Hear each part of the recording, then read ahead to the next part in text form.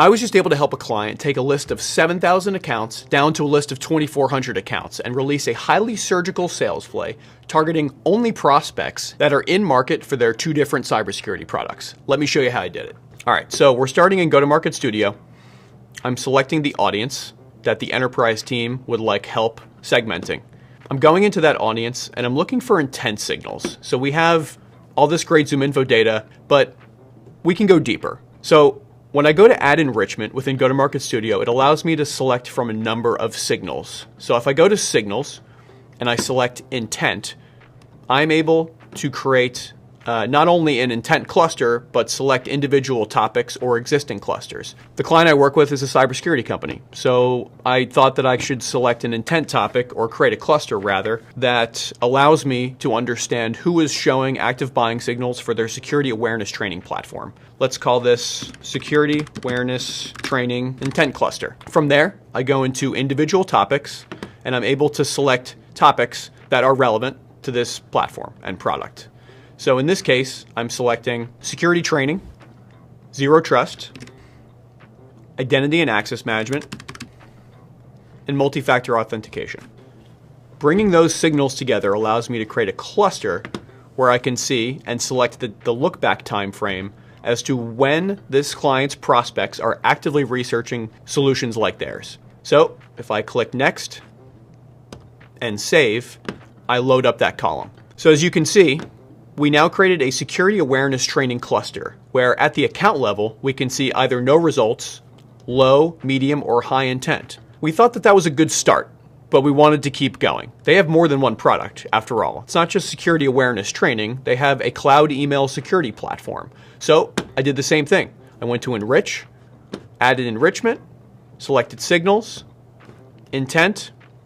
Let's call this one cloud email security cluster. So similar to the first intent cluster, I selected individual topics. So email security was the first topic that we want to use. Phishing is also relevant.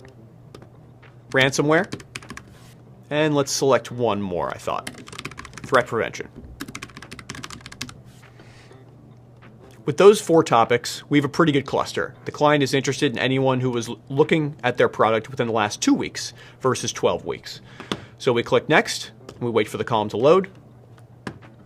And as you can see, we have a cloud email security intent column here that allows us to see the same results, high, medium, or low intent.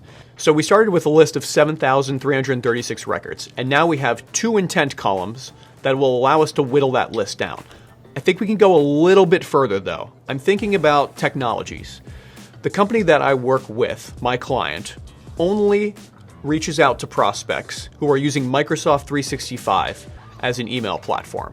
So we're going to want to know if they're targeting prospects with Microsoft 365.